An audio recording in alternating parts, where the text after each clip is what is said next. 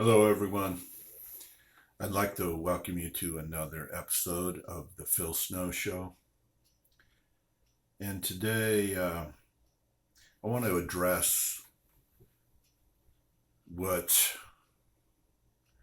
the plethora of things that we're all exposed to right now, and offer my opinions on it for what they're worth.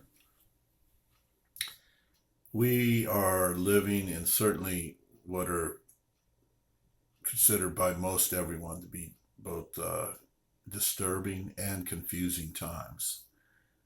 And I see that people are really impacted and impacted in a negative way. Um, that they tend, there's a lot of cynicism out there. People are looking at things with more of a perspective of despair and hopelessness in spite of the obvious opportunities that are being presented to us.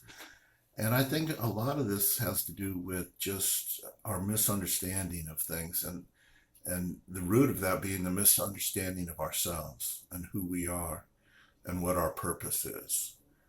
So, so what happens in an environment like this is people are just almost spasmodically reaching out in different directions and grabbing onto whatever they think will alleviate them of these concerns. And what I'm here to remind you of and try to encourage people to take a broader and deeper look at is the things that people are reaching towards are not the things that will bring us to a state of balance or a state of tranquility, contentment, and peace. These are all just surface objectives. So whether it be materialism, wealth, attention, influence, if you get these things, if you get material and wealth, the people who obtain it quickly find out that that is not what brings them contentment. The people who want influence and attention quickly realize that unless, what is the purpose that they want the influence and attention for? What is their intention with the attention?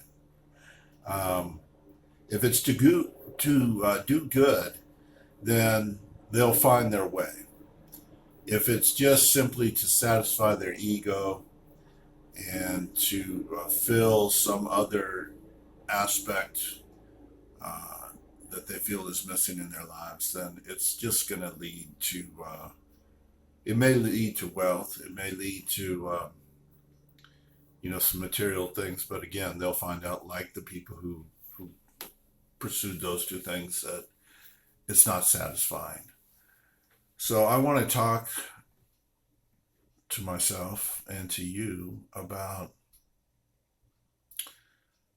going deeper and addressing what we're confronted with in more equitable ways, and how we can begin to look at things more hopefully. Excuse me. Um, I understand the negative perspectives. I understand the kind of defeatism that people feel because they look out on the horizon and they just see how we're, that this thing is kind of closing in on us. The control of populations, the manipulation of the media, the manipulation of the information that we're being given, the resources that are controlled worldwide by a very small group of individuals and organizations. And so I think it cultivates an, an atmosphere and an attitude that we can have no real impact. And I think that's absolutely incorrect analysis. What we have primarily is one another. And also, what we have is shared interest. And for the most part, our interest, in spite of our different beliefs, in spite of our different experiences, in spite of the different regions in which we may live in the world, and all the subtleties of those differences, ultimately, what we have in common is far greater and far more powerful than what our differences are. Um, and what we've allowed to take place is that we've lost sight of that, and we're allowing others to define our differences and to um, exaggerate our differences so that you and I and others, that we might be consumed with those differences rather than being focused on our common wants and desires, which would then will lead us to how can we obtain those for ourselves and for others and live in a more harmonious way. And so, what we're asking for here is a shift in attitude, a shift in understanding. I've noticed that people get very, very sensitive when I use the word ignorance.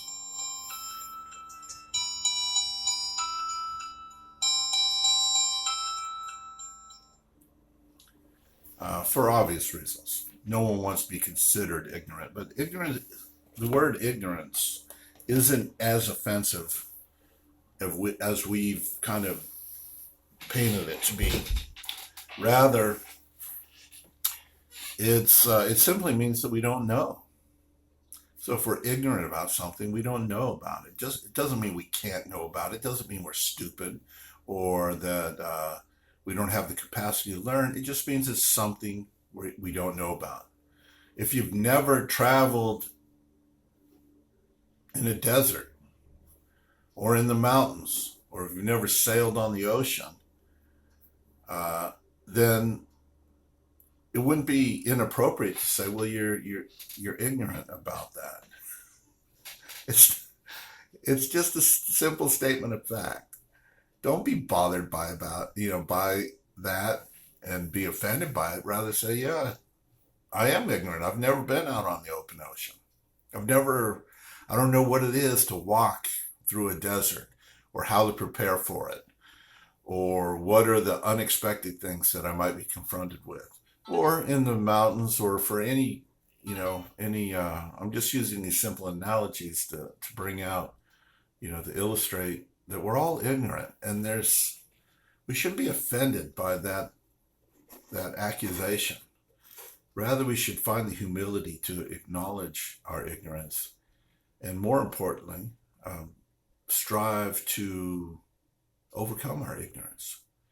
And so, one of the primary ignorances that I believe we have right now is we don't even know what our purpose is as human beings. We've lost sight of that, and so we have to do some reflection, and we have to be willing to consider some things that we may not have considered in the past about who we are and why we are. And we have to be willing to examine our own current perspectives, because I'm sure many of us have opinions about what our purpose is, and